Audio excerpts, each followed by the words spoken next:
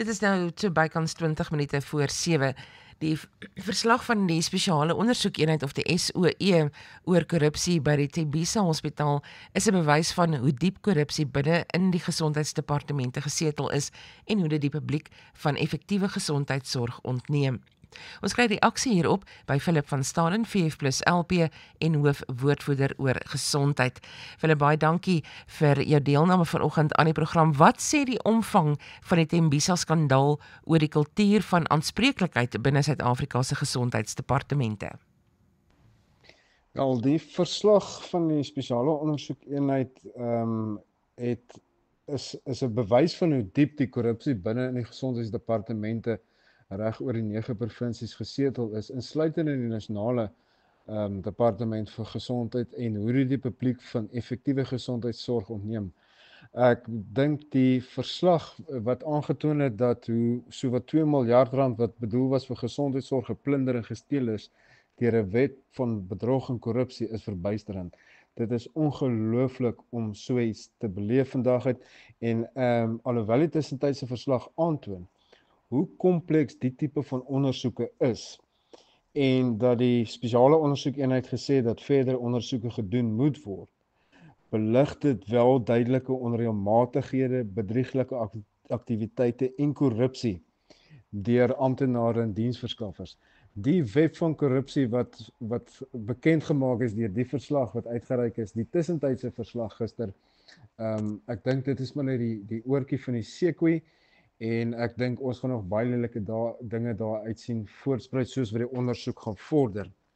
Ek dink die omvang van hierdie skandaal is verbuisterend groot en dit wil tog sê dat daar nie eintlik 'n kultuur van aanspreeklikheid binne in Suid-Afrika se gesondheidsdepartemente is nie.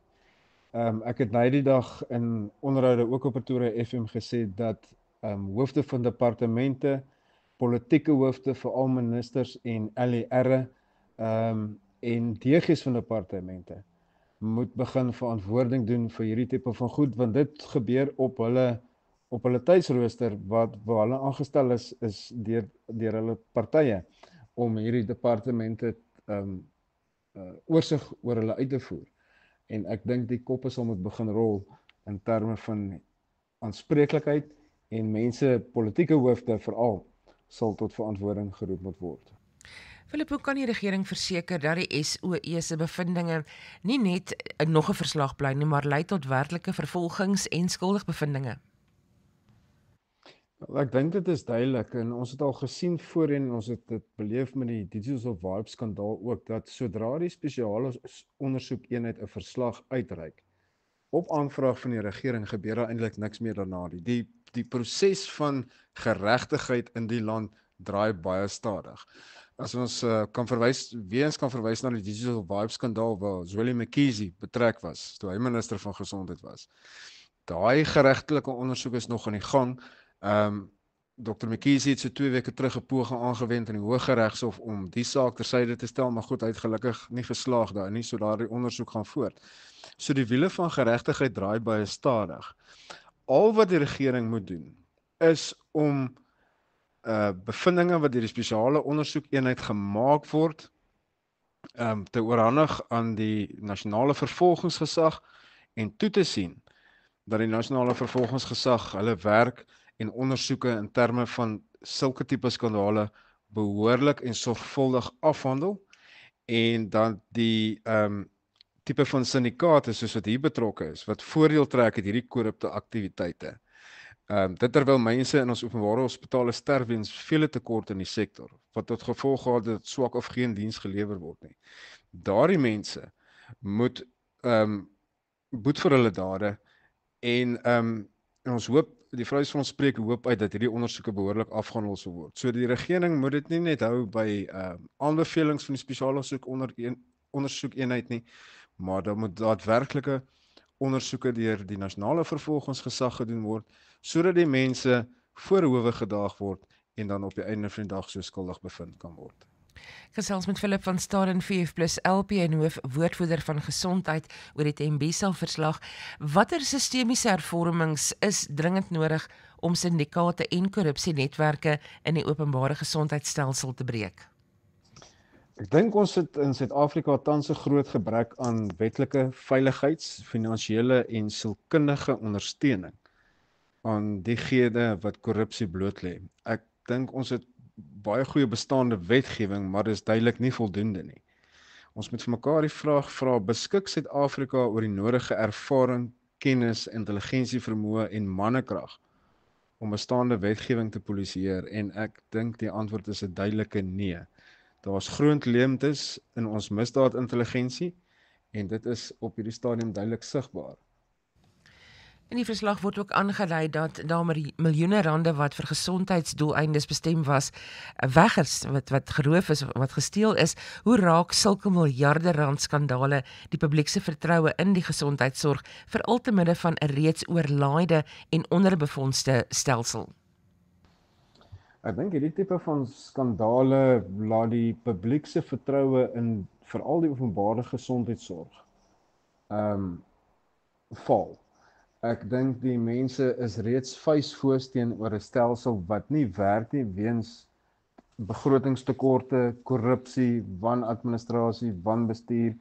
En dan kom 'n verslag soos hierdie ook na vore wat eintlik die groot syndikaat netwerke ontbloot. So ek dink die mense is al vuisvoos in terme van hierdie reeds oorlaaide en onderbefondste stelsel. En ek dink die vertroue wat daar tans was, indien daar enige nog was na die afgelope 31 jaar, ek dink dit is ook nou finaal gebreek. So ek dink nie die publiek het glad nie vertroue in die openbare gesondheidsorgstelsel nie. En ek dink hierdie gaan sake nog met meer vererger. Daarom is 'n stelsel soos die nasionale gesondheidsversekering nie die wenresep om korrupsie te bekamp nie. Ek dink inteendeel onder daai stelsel gaan korrupsie nog meer seevier, behalwe as dit behoorlik vasgevat word en nek omgedraai word, en dit is dalk wat ons nodig het op hierdie stadium. So ek dink nie die vertroue van die publiek in openbare gesondheidsorg op hierdie stadium is reeds baie goed nie, en ek dink net hierdie gaan finaal die laaste strooi wees wat daai finale bietjie vertroue of daai laaste bietjie vertroue wat daar nog was, finaal heeltemal gaan knak. Net so laastens, ons weet wat met Babita Deokaran gebeur het, dat sy hierdie korrupsie blootgelê het en met 'n lewige boete daarvoor. Wat kan ons leer oor die beskerming van fluitjieblasers en hoe kan die staat hulle beter beskerm? Ja, soos ek nou al gesê het, daar is groot leemtes in onder meer misdaadintelligensie en dit is duidelik sigbaar in gewone strafsake wat dikwels tot onsuksesvolle vervolging lei, en die gevolg is dat fluitjieblasers eerder verkies om te swyg. Dit moet verander. Mense wat verkies om op te staan teen misdaad en korrupsie is dapper en hulle doen wat reg is. Ek eer hulle as hedendaagse helde in hierdie geval. En soos ek reeds gesê het, ons het baie goeie wetgewing in hierdie verband, maar ek bly by die standpunt van of Suid-Afrika oor die nodige ervaring, kennis, intelligensievermoë, mannekrag beskik om bestaande wetgewing te polisieer. En alvorens dit nie verander nie, gaan suksesvolle vervolging nie plaasvind nie, maar mense moenie 'n blinde oog draai vir korrupsie nie. Ek dink Susan, ek en jy het al hierdie gesprek op Pretoria FM gehad, en ek dink dit is belangrik dat indien korrupsie waargeneem word, moenie huiwer om dit aan te meld nie, maar sorg dat jy beskerm word en dat jy oor die nodige beskerming beskik alvorens jy die fluitjie blaas. Ons kan nie langer stil bly oor korrupsie nie.